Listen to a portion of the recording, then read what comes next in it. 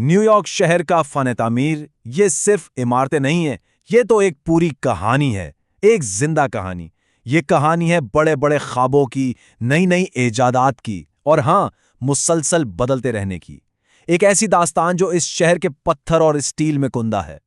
अच्छा, जब कोई न्यूयॉर्क का नाम लेता है तो सबसे पहले जहन में क्या आता है?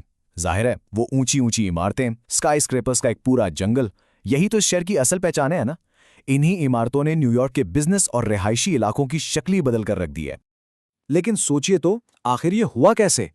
एक छोटा सा जजीरा, चारों तरफ पानी और उस पर स्टील और पत्थर का इतना बड़ा जंगल कैसे खड़ा हो गया?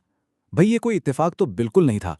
इसके पीछे एक लंबी कहानी है, जरूरत की, कुछ बड़े हादसात की और इंसान के ना हार मानने वाले अज़्म की।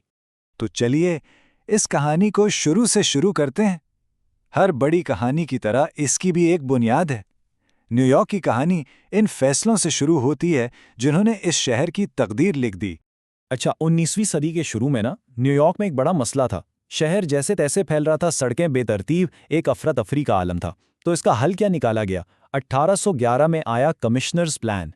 ये एक जबरदस्त आइडिया था। इस प्लान ने पूरे मैनहट्टन को एक सीधे साधे ग्रिड में बांट दिया। इससे ना सिर्फ शहर की तरक्की मुनज़्ज़म हुई, बल्कि यहीं से उन ऊंची इमारतों की बुनियाद भी पड़ी जो बाद में बनी। फिर आया 1835 का साल और एक बहुत बड़ी आग ने शहर का हुलिया ही बदल दिया। इस आग ने एक बात तो साफ कर दी कि लकड़ी की इमारतें बहुत खतरनाक हैं। तो इसके बाद क्या हुआ? लकड़ी के इस्तेमाल पर पाबंदी लग गई और शहर ने पत्थर और ईंट से दोस्ती कर ली। और जानते हैं, इसी एक फैसले ने न्यूयॉर्क को वो शक्ल दी जिससे आज हम उसे पहचानते हैं। तो बुनियाद तो बन गई। अब कहानी का वो हिस्सा शुरू होता है जहां न्यूयॉर्क ने जमीन पर फैलने के बजाय आसमान की तरफ देखना शुरू किया। जी हाँ, अब शुरू होती है स्काई स्क्रैपर्स की वो जबरदस्त दौड़ जिसने शहर के नक्शे को हमेशा के लिए बदल कर रख दिया। मगर देखिए, ऊंचा जाने की भी एक कीमत थी। एक नया मसला खड़ा हो गया। जो शुरू की स्काई स्क्रैपर्स थीं, जैसे 1915 की इक्विटेबल बिल्डिंग, वो बिल्कुल सीधी दीवार की तरह ऊपर जाती थीं। नतीजा, नीचे की गलियां उनके साए में डूबकर अंधेरी और तंग वादियों जैसी लगने लगी। तो इस मसले का हल निकाला गया 1916 के जोनिंग रेजोल्यूशन की शक्ल में। इस कानून ने एक नया उसूल बनाया जिसे कहते हैं सेटबैक्स। मतलब अब इमारत जैसे जैसे ऊंची होगी उसे सीढ़ियों की तरह थोड़ा थोड़ा पीछे हटना पड़ेगा। और ऐसा क्यों? ताकि सूरज की रोशनी और ताज़ा हवा नीचे गलियों तक आसानी से पहुंच सके। कितना जबरदस्त आइडिया था। और इस कानून का असर तो फौरन ही दिखने लगा। पहले जो सीधे डब्बे जैसी इमारतें बनती थीं, उनकी जगह अब ऐसी इमारतों ने ले ली जो ऊपर जाते हुए पतली होती जाती थीं, बिल्कुल किसी वेडिंग केक की तरह। और यही वो स्टाइल है जो आज न्यूयॉर्क स्काईलाइन का ट्रेडमार्क बन चुका है। 20वीं सदी की शुरुआत में तो जैसे एक तूफान आ गया। दुनिया की सबसे ऊंची इमारत बनाने की दौड़ शुरू हो गई। और क्या दौड़ थी! सोचिए, सिर्फ 23 साल में ये टाइटल 6 बार एक से दूसरी न्यूयॉर्क बिल्डिंग को मिला। सिंगर बिल्डिंग से लेकर एम्पायर स्टेट बिल्डिंग तक हर कोई बस एक दूसरे से ऊंचा जाना चाहता था। और इस दौड़ में सिर्फ स्टील और कंक्रीट नहीं थे, बल्कि पूरा ड्रामा था। 40 वॉल स्ट्रीट के बनाने वालों को लगा कि बस वो जीत गए हैं। लेकिन क्राइसलर बिल्डिंग के आर्किटेक्ट विलियम वैन एलन ने एक खुफिया चाल चली। उन्होंने चुपके से 185 फुट का स्पायर इमारत के अंदर ही बनवाया और बिल्कुल आखिरी वक्त में उसे ऊपर उठाकर सबके सामने लगा दिया। इस एक हरकत ने सबको हैरान कर दिया और क्राइसलर बिल्डिंग फातेह बन गई। और इसी खुफिया स्पायर की वजह से क्राइसलर बिल्डिंग की ऊंचाई पहुंची 1046 फुट तक। यह दुनिया की तारीख में पहली इमारत थी जिसने 1000 फुट की नाकाबिले यकीन हद को पार किया। इस जमाने में यह इंजीनियरिंग का एक करिश्मा समझा जाता था। अच्छा, एक तरफ तो मैनहट्टन आसमान से बातें कर रहा था, लेकिन दूसरी तरफ शहर के बाकी हिस्से बाहर की तरफ फैल रहे थे और वहां फने तामीर का एक बिल्कुल अलग ही रंग नजर आता था। क्योंकि न्यूयॉर्क की असल कहानी सिर्फ इन ऊंचे टावर्स की कहानी नहीं है।